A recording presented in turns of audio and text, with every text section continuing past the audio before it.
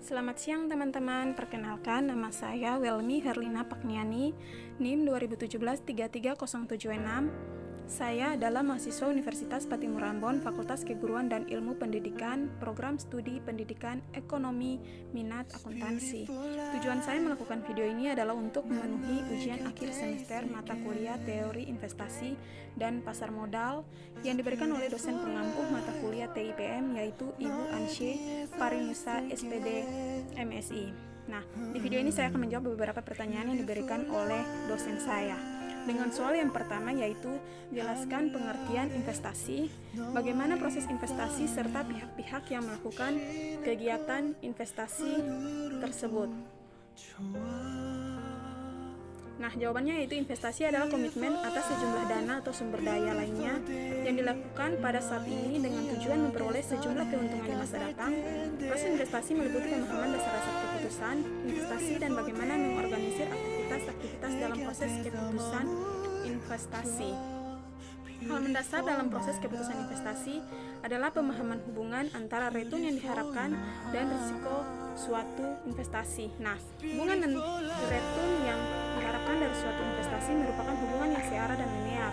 Artinya semakin besar return yang diharapkan, maka semakin besar pula tingkat risiko yang harus dipertimbangkan. Investor pada umumnya bisa digolongkan menjadi dua, yaitu investor individual yang terdiri dari individu-individu yang melakukan kegiatan investasi, dan yang kedua yaitu investor institusional, biasanya terdiri dari perusahaan asuransi, lembaga penyimpanan dana atau bank, dan lembaga simpan pinjam, lembaga dana pensiun, maupun perusahaan investasi. Nah, ada pihak-pihak yang melakukan kegiatan investasi, biasanya itu disebut sebagai investor. Soal yang kedua yaitu jelaskan pengertian pasar modal apa dan apa saja yang merupakan instrumen dalam pasar modal tersebut. Nah, pasar modal atau capital market adalah pasar untuk berbagai instrumen keuangan jangka panjang yang bisa diperjualbelikan baik dalam bentuk utang, ekuitas atau saham, instrumen derivatif, dan instrumen lainnya. Pasar modal juga merupakan sarana pendanaan bagi perusahaan maupun institusi lain, misalnya pemerintah, dan sarana bagi kegiatan berinvestasi. Instrumen dalam pasar modal adalah semua surat berharga atau efek yang secara umum diperjualbelikan melalui pasar modal. Jadi pasar modal itu adalah kegiatan berinvestasi instrumen dalam pasar modal.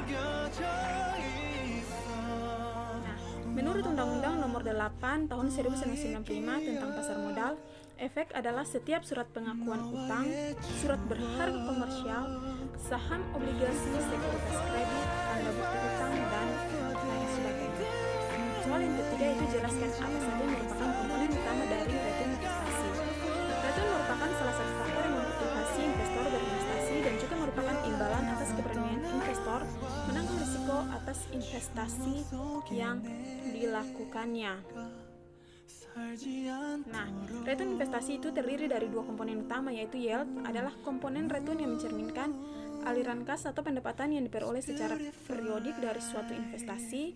Sedangkan yang kedua yaitu capital gain atau loss adalah komponen return yang merupakan kenaikan penurunan harga suatu surat berharga, bisa saham maupun surat hutang jangka panjang, yang bisa memberikan keuntungan atau kerugian bagi investor. Nah, soal yang keempat itu ada tabel sekuritas XYZ. Kita akan hitung serta jelaskan return yang diharapkan berdasarkan tabel sekuritas XYZ di atas. Nah, secara sistematis, return yang diharapkan dapat ditulis sebagai berikut. Jadi ini adalah rumus dari return yang diharapkan. Perhitungan return yang diharapkan dari sekuritas XYZ tersebut adalah ER. ER-nya itu adalah return yang diharapkan dari suatu sekuritas. Sama dengan 0,40. 0,40 itu adalah kondisi ekonomi kuat, sedangkan 0,40 itu adalah profitabilitas, sedangkan 0,30 itu adalah return, dan ditambah dengan kondisi ekonomi sedang pada profitabilitas 0,60 dan returnnya itu 0,25, dan ditambah lagi dengan kondisi ekonomi resesi, profitabilitasnya yaitu 0,40 dan returnnya itu 0,20 pada return resesi, sama dengan 0,87. Jadi return yang diharapkan dari sekuritas XYZ adalah 0,87 atau disetarakan dengan 0,87%. Nah, soal yang kelima yaitu jelaskan menurut pemahaman kita, dalam kondisi apakah pasar modal dikatakan efisien? Efisienkah pasar modal dalam masa pandemi ini, serta dampak apa saja dari COVID-19 ini bagi pasar modal? Nah, suatu perusahaan dikatakan efisien apabila tidak seorang pun baik investor individu maupun investor institusi akan mampu memperoleh return tidak normal atau abnormal return. Artinya, harga-harga yang terbentuk di pasar merupakan cerminan dari informasi yang ada.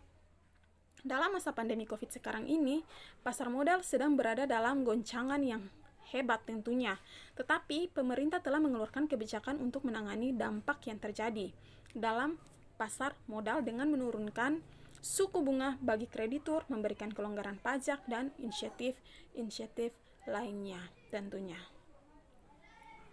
Nah, jawaban saya sampai di sini. Sekian dan terima kasih.